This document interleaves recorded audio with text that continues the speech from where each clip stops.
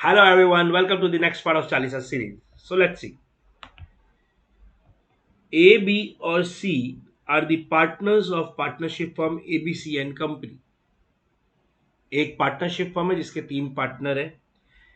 तीनों ने अपनी अपनी रिस्पॉन्सिबिलिटी डिवाइड की कि A will be in charge of purchase and sale, B will be in charge of maintaining accounts and C will be in charge of handling all legal matters.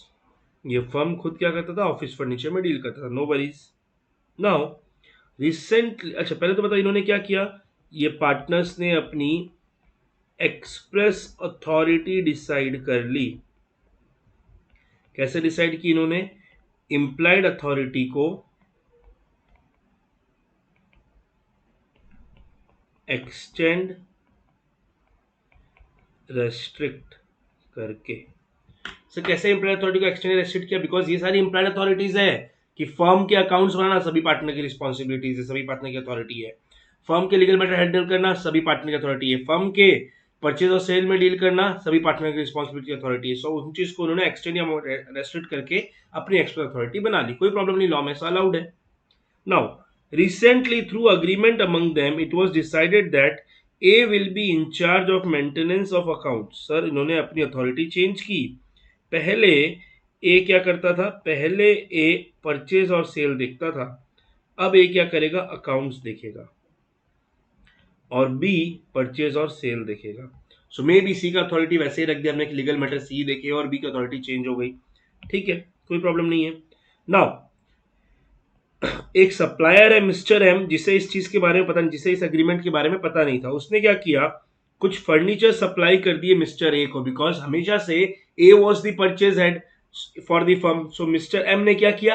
ए को furniture supply कर दिया, ए को goods supply कर दिया।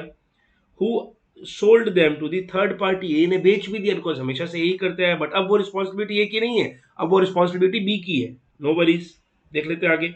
Referring to the provisions of Partnership Act, advise whether M can recover money from the firm. What will be your advice in case M was having knowledge about the agreement? सोचो sir, M को knowledge नहीं था agreement का, तो yes he can recover the amount from the firm. भाई क्योंकि partner से उसने डील किया, हमेशा से उस पार्टनर की अथॉरिटी थी। अगर अथॉरिटी चेंज हुई है तो पार्टनर को ये चीज एक्सटर्नल पार्टीज को इन्फॉर्म करना चाहिए था। बट अगर एम को नॉलेज होता कि इस अग्रीमेंट के बारे में, किस अग्रीमेंट के बारे में, कि अब ए परचेज और सेल का इंचार्ज नहीं है, बी परचेज और सेल का इंचार्ज है, फिर भी अगर एम ने ए को गुड सप्लाई किए होते, now M can not recover the amount from the firm. उसे ए से पर्सनली रिकवर करना पड़ेगा, फर्म से रिकवर नहीं कर पाएगा। क्लियर है? देख लेते हैं आओ। So, as per Section 20 of Indian Partnership Act, the partner of the firm may, by contract between the partners, extend or restrict implied authority of any partners। ऐसे ही तो इन्होंने यहाँ पे किया।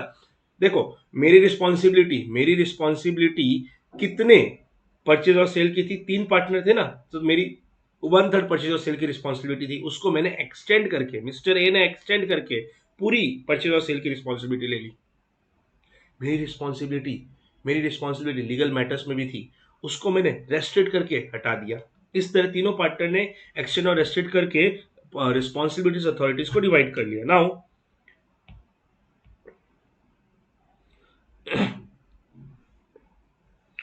अगर अपनी अथॉरिटी के अंदर रह के पार्टनर कोई भी काम करे, that will bind the firm, unless जिस पर्सन से वो डील कर रहा है उसे knowledge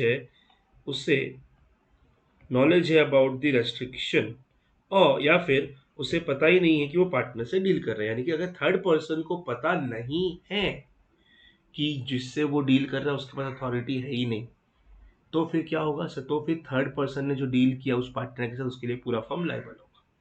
Now, the implied authority of a partner may be extended or restricted by contract between the partners unless the following condition। क्या? The restrictions imposed on the implied authority of a partner by agreement, because sir implied authority ये सारी तो sub partner की होती है। जो third party जो deal कर रहा है, अगर उसे पता नहीं है कि यहाँ पर implied authority में कुछ चेंजेस आए हैं, तो वो यही मानेगा ऑब्वियसली कि ये implied authority सारे पार्टनर्स की है, राइट?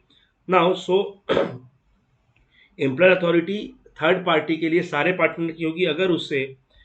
अगर उसे कुछ चेंजेस, कुछ रेस्ट्रिक्शंस, कुछ एक्सटेंशन जो आपने किया उसके बारे में पता नहीं है, या फिर उसे ये पता ही नहीं है कि वो किस पार्टनर से डील कर रहा है ना। मतलब सर इसका मतलब क्या पॉइंट नंबर 2 का, मतलब उसे पता है वो फर्म से डील कर रहा है, पर फर्म में ए से कर रहा है कि बी से कर रहा है कि सी से कर रहा है उसे पता ही नहीं है, या फिर वो ए से कर रहा है लेकिन उसे ये नहीं पता कि ए के पास ये अथॉरिटी नहीं है, और ये अथॉरिटी सेक्शन 20 के इम्प्लॉयड अथॉरिटी के अंदर फॉल करती है, तो फिर क्या होगा, तो फिर सारे पार्टनर्स दैट मीन्स पूरा फर्म लाइबल होगा।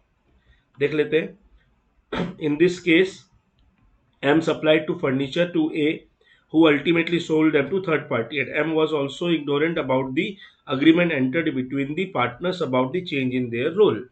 So M is also not aware that he is dealing with a partner in the firm. Therefore, M, on the basis of knowledge of implied authority of A, can recover money from the firm, because generally implied authority होती है, हर partner की authority होती है, but अगर M was having knowledge about the agreement, then he could not have recovered the money from the firm, right? चलो, so ये था हमारा next part.